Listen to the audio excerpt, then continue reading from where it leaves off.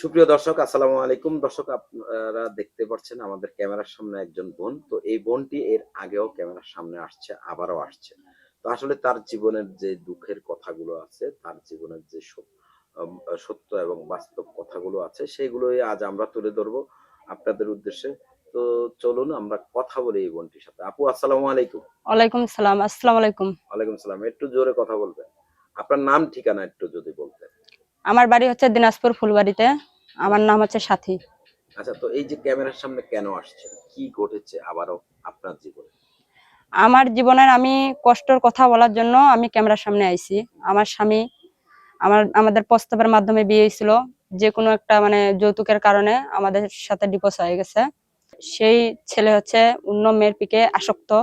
মেয়ে নিয়ে ঘোরাফেরা করে, নেশাপান করে, মানে টাকা পয়সা খরচ করে, বাড়িতে খাওয়া খরচ দেয় না। একটা বাচ্চা আছে আমার। বাচ্চাটার বয়স 2.5 বছর হবে, 3 বছর হয়নি এখনো, 2.5 বছর হবে আমার বিয়ে হওয়ার। নাহলে 2 বছর হবে বিয়ে হওয়ার। বাচ্চাটা আমার পেটে রাখে, আমাদের ছাড়াছাড়ি হয়ে গেছে। তাই আমি ভিডিওর সামনে আরো কয়বার আইছি, 2বার না 3বার আইছি ভিডিওর সামনে, কিন্তু একটা ভালো মনের মানুষ পাইলাম না। কিন্তু আসলে কি আমার কপালটা কি পুরা? আমি 2বার না 3বার আমি ভিডিওর সামনে, ক্যামেরার সামনে আসলাম, একটা ভালো মনের মানুষ পাইলাম না। আচ্ছা, আমার মাঝে কি এমন নাই যে একটা, আমি তো একটা কম বয়সের মেয়ে।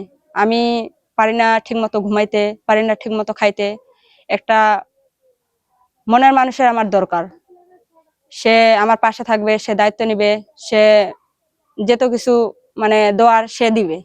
তাকে অবশ্যই, সে যদি আমার কথা মতো চলে, সে যদি বা দায়িত্ব নেয়, অবশ্যই তাকে, এবং বা ফোনের মাধ্যমে হোক বা সামনাসামনি হোক, বিয়ে করব।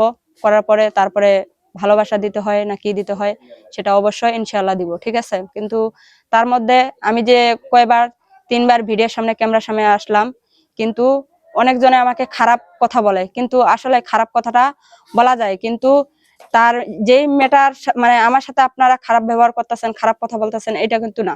কিন্তু আপনারা যদি আমার পাশে থাকেন, সহযোগিতা করেন, অবশ্যই আমার মনটাও গলবে। বা আপনি যদি চান যে না, সেই মেয়েটাকে আমি দায়িত্ব নেই, পাশে থাকি, বিয়ে শাদী করি, সেরকম যদি পরিস্থিতি না হয় যে সামনে আসে বিয়ে করার, তাহলে ফোনের মাধ্যমে বিয়ে করব।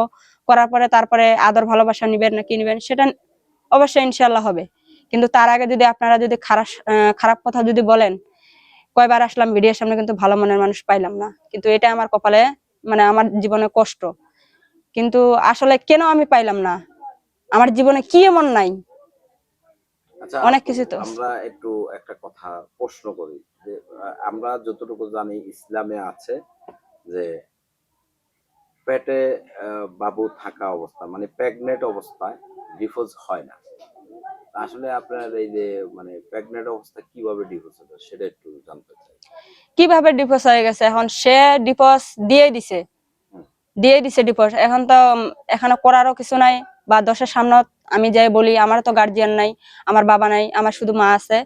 মা আমার মেয়েটাকে দেখে, আমি হচ্ছে মানুষের বাসায় কাজ কাম করে খাই। হুম। যেটা টাকা হয় ওইটা টাকা দিয়ে সংসারটা চলে, আমি দেশের বাড়িতে থাকি। তো আসলে এই যে আমরা অনেকবারে তো ভিডিও করেছি, হ্যাঁ, এই পর্যন্ত আপনি ভালো মনের একজন পেলেন না কেন সেটা একটু যদি বলতেন। পাইলাম না কেন? অনেকজন অনেক আশা দেয়, বা কথাবার্তা বলে, কয়েকদিন কথাবার্তা বলে, বলার পরে তারপরে আশা দেয় যে না, আমি দায়িত্ব নিবো, পাশে থাকবো, বিয়ে শাদী করবো, তারপরে নাম্বার ব্লক করে দেয়। আচ্ছা, তো আসলে আপনি কি কাউকে ব্লক করে দিয়েছেন কিনা? না না, আমি কখনো কাউকে ব্লক করে দেইনি। আপনাকে ব্লক করে দিয়েছে। হ্যাঁ, আমাকে ব্লক করে দিছে। এখন মূলত আপনি কি চাচ্ছেন? আমি চাচ্ছি একটা ভালো মনের মানুষ, যে আমার বাচ্চাটা দায়িত্ব নিবে, যে আমার দায়িত্ব নিবে, যা আমাকে আদর ভালোবাসা দিয়ে একটা মহাব্বত দিয়ে রাখবে, তাকে আমি ইনশাআল্লাহ বিয়ে শাদী করবো। আচ্ছা, তো আপনি তো বিবাহিত। তো এখন আপনি কেমন বয়সে কিংবা বউ থাকাকালীন আপনি বিয়ে বসতে চান, না বউ নাই, যার বউ চলে গেছে যার, তেমন লোকের কাছে বিয়ে বসতে চান? কেমন চাচ্ছেন? যার বউ মারা গেছে বা চলে গেছে, সেরকম দেখে আমি বিয়ে শাদী করব। বয়সের সাথে সাথ নাই, যাই আমার দায়িত্ব নিবে। কম বয়সের ছেলেরা এমনিতে মজা নেয়, 2 একবার কথা বলে, বলার পরে তারপরে নাম্বার ব্লক করে দেয়, কিন্তু দায়িত্ব নেয় না।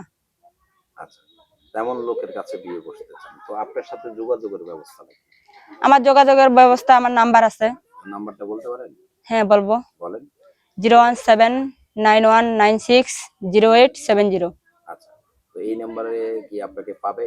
হ্যাঁ, এই নাম্বারে ইনশাআল্লাহ পাবে। এটা নাম্বার আমার পার্সোনাল বিকাশ করা আছে। অনেকে কমপ্লেইন করেছে আপনার বিষয়ে, আপনাকে ফোন দিয়ে খুঁজে পায় না, আপনার নাম্বার বন্ধ থাকে।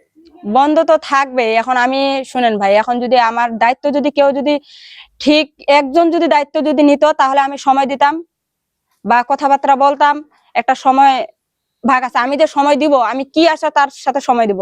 সে যদি দায়িত্বটা যদি না নেয়, সে যদি একটা আমার বাচ্চাটা যদি দায়িত্ব না দেয়, টাকা পয়সা দিয়ে যদি না হেল্প করে, তার সাথে তো আমার সময় দিয়ে লাভ নেই। আমিও তো গরিব মানুষ, আমাকে তো কাজ করে খাইতে হবে।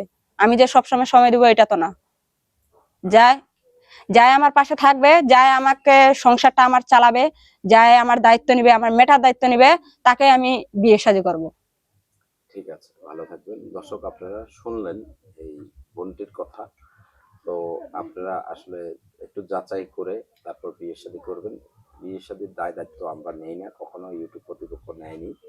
আপনারা আপনাদের নিজ দায়িত্বে একটু সহযোগিতা করবেন কিংবা বিয়ে শাদী করবেন, সমস্ত বিষয়গুলো আপনাদের নিজ দায়িত্বে করে নেবেন। তো সে পর্যন্ত সকলে ভালো থাকবেন, সুস্থ থাকবেন। আল্লাহ হাফেজ। আসসালামু আলাইকুম।